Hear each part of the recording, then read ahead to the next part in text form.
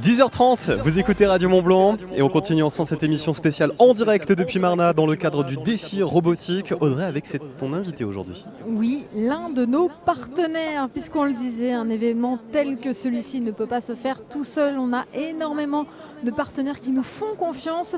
Cette fois, je suis avec Christine Lefloc, elle est responsable communication de l'UIMM Haute-Savoie, l'Union des industries et métiers de la métallurgie. Bonjour Christine Lefloc. Bonjour. Bonjour Audrey. Alors, qu'est-ce que l'UIMM Haute-Savoie ? C'est le syndicat professionnel des entreprises de la métallurgie. Donc il y a 1100 entreprises sur le territoire. Et notre objectif, c'est bien sûr de les représenter, défendre leurs intérêts, mais surtout au quotidien, on les accompagne, on les conseille sur différents champs. Alors c'est juridique, social, l'emploi compétences, il y a aussi la prévention, santé, sécurité, plein d'autres choses. Et aujourd'hui, je suis là pour la mission de la promotion des métiers de l'industrie. Quand on parle de métallurgie, c'est vraiment au sens large. Oui, c'est tout ce qui est la transformation des métaux. Donc c'est aussi bien le secteur de l'automobile, l'aéronautique, les équipements électriques, informatiques, tout ce qui touche au métal en fait. Alors, vous avez changé votre nom récemment, oui. C'était en septembre dernier. Auparavant, vous étiez la CSM, la Chambre syndicale de la métallurgie. Désormais, vous êtes donc l'UIMM. Pourquoi un tel changement ? À quoi ça sert ? Alors, tout simplement parce qu'on avait ce nom depuis très longtemps et notre fédération nationale s'appelle UIMM. Donc, l'idée, c'était de nettoyer, relifter un petit peu ce nom et puis de coller aussi à notre réseau. Puisqu'il y a 58 UIMM en France et on avance tous dans le même sens, à savoir la réindustrialisation, un peu dur à dire, de la France. L'union fait la force ? Voilà, exactement, c'est ça, la notion de fédération. Ça vous aide vraiment au quotidien ?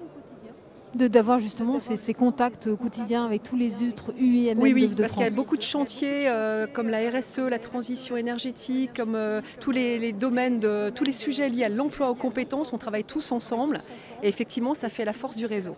Et il y a 45 000 entreprises industrielles métallurgiques en France, hein. Donc c'est à peu près 3 millions de salariés, donc effectivement il y a un travail commun. Et cette affaire de l'attractivité des industries, de la métallurgie auprès des jeunes, oui. On y est là aujourd'hui à Marna. Comment vous œuvrez, vous, au quotidien ? Alors nous, on organise tous les ans beaucoup d'actions auprès des collégiens, lycéens. Donc on touche à peu près 2500 jeunes chaque année à travers nos actions et à peu près 500 demandeurs d'emploi. Notre objectif, c'est faire connaître l'industrie de Haute-Savoie, faire connaître les métiers et susciter des vocations. Voilà. Les entreprises ont des besoins en compétences, il faut faire venir les candidats vers ce secteur qui forme et qui recrute. Est-ce que c'est facile de s'adresser à cette jeune génération ? Alors, est-ce que nous, on a les codes ? On essaie de les avoir puisqu'on développe des outils type réalité virtuelle, type escape game, des quiz, des jeux, des animations. Donc, on essaie nous aussi d'innover chaque année pour parler avec leurs codes et également communiquer sur les réseaux, Instagram, TikTok et autres. Avec des visites dans les classes aussi ? Visites dans les classes, on a un site qui s'appelle l'Industour, il y a une 50aine d'entreprises de la région qui proposent des visites d'entreprises, donc ça on l'a créé il y a 4 ans, qui fonctionne très très bien. Et puis effectivement on a aussi des classes immersives, donc une classe qui va pendant 3 jours dans une entreprise industrielle. On a également une action sur les profs qui vont en industrie. On a une action aussi sur les femmes pour mettre en avant la place des femmes dans l'industrie. Donc on essaie d'innover chaque année sur des outils puis des événements. Parler aux jeunes, c'est l'un des objectifs de ce concours First Tech Challenge. Oui. Par le biais justement du bidouillage, on dit c'est comme des grands Lego, mais beaucoup plus techniques que les Lego. Ça fonctionne. Alors ça fonctionne parce que ce qu'aiment les jeunes, c'est toucher, manipuler, être au cœur même de l'expérience. Si vous restez dans la théorie, ça ne fonctionne pas. Donc là, ce qui est bien, c'est qu'à la fois, ils sont plongés dans l'univers, ils conçoivent, ils fabriquent, ils assemblent ce petit robot. Ce qui est très bien aussi, c'est qu'ils sont coachés par des professionnels, donc par des industriels. Donc ils commencent déjà à rencontrer, à créer aussi leur réseau et puis à voir quels sont les codes de l'entreprise. Donc il n'y a rien de tel pour que les jeunes adhèrent en fait à un métier, à un univers. C'est déjà la 2e saison de Top Fab. Vous avez déjà vu un effet première saison ? Alors oui, chaque année, comme je dis, on remet toujours les compteurs à zéro parce que moi je prends un an chaque année, mais les jeunes que l'on rencontre, ils sont toujours en 5e, 4e, 3e.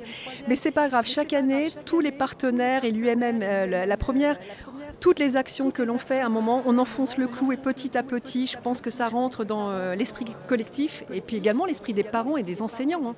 Les parents qui sont nombreux aujourd'hui, les enseignants qui accompagnent leurs élèves, il y a vraiment voilà, les familles qui sont venues découvrir parfois ce concours robotique. Ils en entendent parler à la maison depuis de nombreux mois. Ils sont là. Vous, aujourd'hui, Christine Le Floch, qu'est-ce que vous allez faire? Est-ce que vous allez en profiter pour écouter un petit peu, tendre l'oreille, commencer un petit peu à leur parler de ce que vous faites? Alors nous, effectivement, on est partenaire de Top Fab, qui est vraiment une super émission et qui met en lumière en fait cet événement de robotique.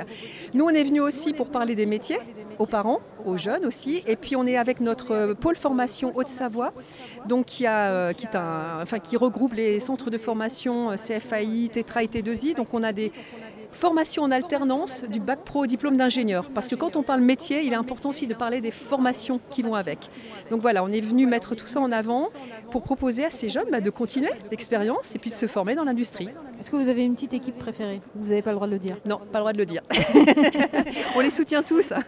Alors l'UIMM, on le disait, donc vous êtes présent aujourd'hui en tant que partenaire de Top Fab, mais vous n'en restez pas là. Vous aussi, vous avez un événement à venir qui aura lui aussi comme objectif de promouvoir cette industrie et de dépoussiérer un petit peu les choses. Ça sera au mois de juin prochain. Oui, alors notez tous la date, 12, 13, 14 juin à Roche Expo. C'est effectivement un événement piloté par Roche Expo en partenariat avec l'UIMM qui s'appelle Indus Festival. Donc c'est le festival de l'industrie en Haute-Savoie. Donc pendant 3 jours, il y aura des pavillons qui vont mettre en avant les savoir-faire des industriels. Il y aura un jeu de piste pour les jeunes, les collégiens, les lycéens. Il y aura des démonstrations de métiers. Il y aura des animations, réalité virtuelle, escape game, un espace formation, enfin tout ce qu'il faut pour un moment fêter l'industrie.